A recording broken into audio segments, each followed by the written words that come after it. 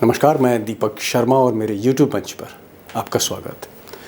दोस्तों, आने वाली 13 तारीख यानी 13 मई को 2-3 दिन बाद पूरे देश की निगाहें लगी हुई हैं। बेहद अहम चुनावी नतीजे आने वाले हैं और इन नतीजों को लेकर मोदी और शाह काफ़ी बेचैन हैं। बेचैनी का ये जो आलम है ये कांग्रेस में भी है, राहुल गांधी भी बेचैन है और मल्लिकार्जुन खड़गे भी बेचैन हैं। लेकिन एक नेता देश में ऐसा है जो 13 मई को लेकर बेचैन नहीं है, बेताब है और इस नेता का नाम है योगी आदित्यनाथ। योगी आदित्यनाथ देश के सबसे बड़े सूबे के मुख्यमंत्री। और ये जो योगी की बेताबी है, इसी बेताबी में बीजेपी की सबसे कमजोर कड़ी छुपी हुई है और इसी कमजोर कड़ी से आज मैं पर्दा उठाने जा रहा हूं। अब दोस्तों, आप कहेंगे कि 13 मई को लेकर योगी आदित्यनाथ इतने बेताब क्यों हैं? दरअसल 13 मई को कर्नाटक के अहम चुनावी नतीजे आ रहे हैं विधानसभा के, और 13 मई को ही उत्तर प्रदेश के नगर निकाय, म्यूनिसिपैलिटी, कॉरपोरेशन, इसके भी बड़े क्रूशल चुनावी नतीजे आ रहे हैं। अब जैसा कि ओपिनियन पोल, सर्वे पोल्स में दिख रहा है या बताया जा रहा है कि बेंगलोर में, कर्नाटक में बीजेपी की हालत खस्ता है। तो अगर कर्नाटक बीजेपी हारती है और उत्तर प्रदेश अगर बीजेपी स्वीप करती है, तो एक चीज उस दिन तय होगी कि योगी का जो कद है वो गुजरात लॉबी से अगर ज्यादा नहीं है तो फिर कम भी नहीं। यानी 13 तारीख, ये जो 13 तारीख है, बीजेपी के भीतर जो पावर स्ट्रगल है, बीजेपी के भीतर जो शक्ति का संघर्ष है, उसकी भी एक अहम तारीख है। अब दोस्तों, अगर उत्तर प्रदेश के जो इंपॉर्टेंट म्युनिसिपल और कॉरपोरेशन के जो चुनाव हैं जिसके नतीजे आ रहे हैं, उसको अगर सिंगल हैंडेडली एक तरह से सिर्फ और सिर्फ योगी आदित्यनाथ ने हैंडल किया, तो कर्नाटक का जो चुनाव है, आखिरी 10 दिनों में जो पोस्टर बॉय थे वो येदियुरप्पा नहीं थे, बोम्मई नहीं थे, वो सिर्फ और सिर्फ मोदी थे और शाह थे। तो कर्नाटक मोदी और शाह के हाथ में था और उत्तर प्रदेश पूरी तरह से योगी के हाथ में था। और अगर उत्तर प्रदेश में एक बम्पर जीत मिलती है योगी को और कर्नाटक मोदी के हाथ से निकलता है, तो रिजल्ट बहुत ऑब्वियस है, उसके इम्पैक्ट बहुत ऑब्वियस है। और आप कह सकते हैं कि बीजेपी के भीतर ये जो मोदी वर्सेस योगी कह लीजिए, या बहुत ज़्यादा मैं स्पेसिफिक बोलूं तो योगी वर्सेस अमित शाह, ये जो एक संघर्ष है कि मोदी के बाद कौन, अमित शाह या योगी, ये जो संघर्ष है, इस संघर्ष में जिस तरह से योगी येन केन प्रकीर्ण हावी होते जा रहे हैं अमित शाह पर, ये भी आपको देखने को मिलेगा। मैं कर्नाटक और यूपी की बात से पहले मैं वो 4 पॉइंट रखना चाहता हूं कि ये जो सत्ता संघर्ष की लड़ाई है, इसमें योगी किस तरह से दिन ब दिन अमित शाह पर हावी हो रहे हैं, चाणक्य पे हावी हो रहे हैं, गुजरात लॉबी पर हावी हो रहे हैं। इतने हावी हो रहे हैं कि लोग कहते हैं, चर्चा है लखनऊ में, कि राजनाथ सिंह और गडकरी जैसे लोग भी अब योगी के पीछे आके खड़े हो रहे हैं। संघ के भी बड़े नेता योगी के पीछे आके खड़े हो रहे हैं, ऐसी चर्चा है लखनऊ में। अब दोस्तों, 13 मई क्यों इंपॉर्टेंट है, उसकी अहमियत क्या है, उस पर तो मैं आऊँगा ही, लेकिन योगी आदित्यनाथ किस तरह से अमित शाह, जो इस वक्त नंबर 2 हैं, अगर मोदी के बाद कोई दूसरा व्यक्ति है बीजेपी में तो जाहिर तौर पर वो अमित शाह हैं, अमित शाह पर वो क्यों हावी होते जा रहे हैं बहुत तेज़ी से, उसके पीछे कारण क्या है? सबसे बड़ा कारण जो है, कारण मैं कई बताऊँगा, लेकिन जो सबसे प्रमुख कारण है वो ये है कि जो हिंदुत्व, प्रचंड हिंदुत्व की जो एक आप कह सकते हैं बीजेपी के भीतर जो एक होड़ है कि पहले अडवाणी आगे थे, फिर अडवाणी को पीछे जो है वो मोदी ने छोड़ दिया, फिर मोदी के बराबर अमित शाह आ गए और अब योगी। ये जो लड़ाई है हिंदुत्व की विद इन बीजेपी, उस लड़ाई को, हिंदुत्व की लड़ाई को उत्तर प्रदेश में बहुत तेज़ी से या घमासान के स्तर पर योगी ने पहुंचा दिया। जैसे मिसाल के तौर पर अगर आप देखें कि अब ये 3 चेहरे आप देख लीजिए, तो यहीं से आप समझ जाएंगे कि योगी का जो हिंदुत्व है या किस तरह से वो सांप्रदायिक ध्रुवीकरण कर रहे हैं, उसकी आपको तस्वीर मिलेगी। ये जो 3 लोग हैं, आज़म खान, अतीक और उसके बाद मुख्तार अंसारी। अतीक फिनिश हो चुके हैं, मुख्तार का हो सकता है नंबर आ जाए, और आज़म खान को पॉलिटिकली पूरी तरह से ध्वस्त कर दिया।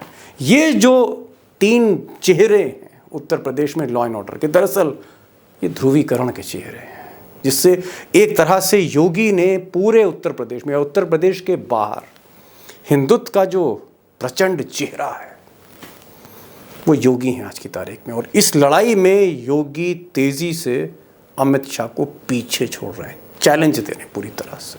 पॉइंट नंबर 2, और पॉइंट नंबर 2, योगी जो हैं ठीक मोदी के गुजरात मॉडल पर काम कर रहे हैं। और गुजरात मॉडल का मतलब है सेंट्रलाइजेशन ऑफ पावर, सत्ता अपनी मुट्ठी में ले लेना।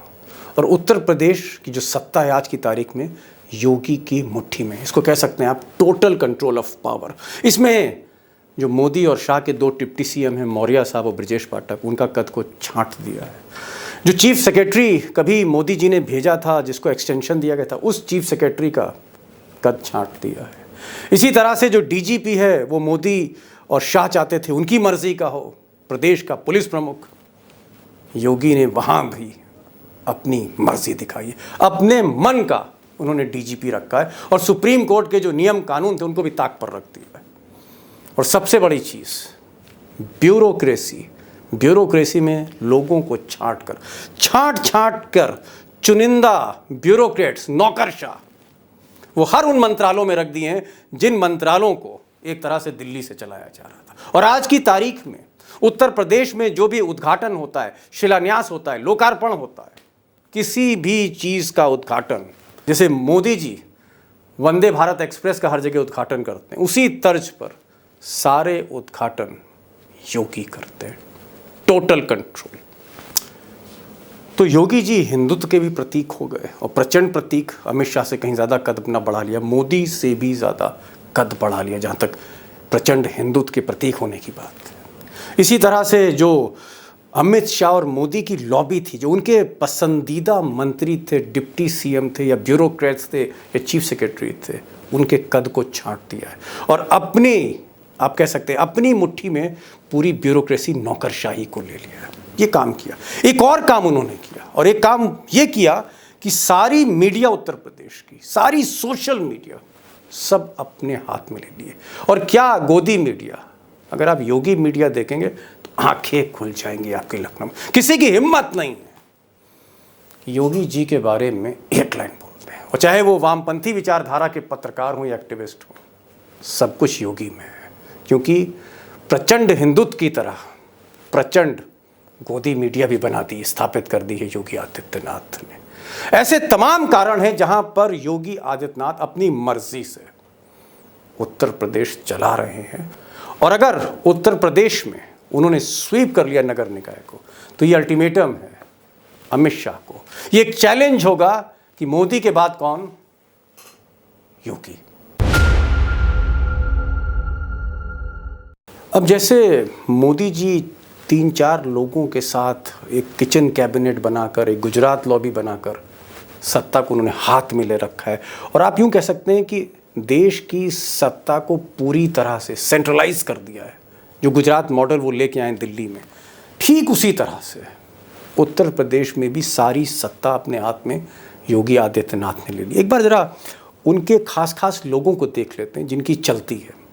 सोचते हम दिल्ली से ये हैं कि जो डिप्टी सीएम हैं दोनों, मौर्य और पाठक, इनकी चलती होगी योगी के बाद, लेकिन ऐसा नहीं है। वो कौन लोग हैं योगी के बाद, या वो कौन लोग हैं जो योगी की ताकत है, कैबिनेट है, आइए उन पर भी देख लेते हैं। दयाशंकर सिंह, ये बहुत नज़दीकी हैं।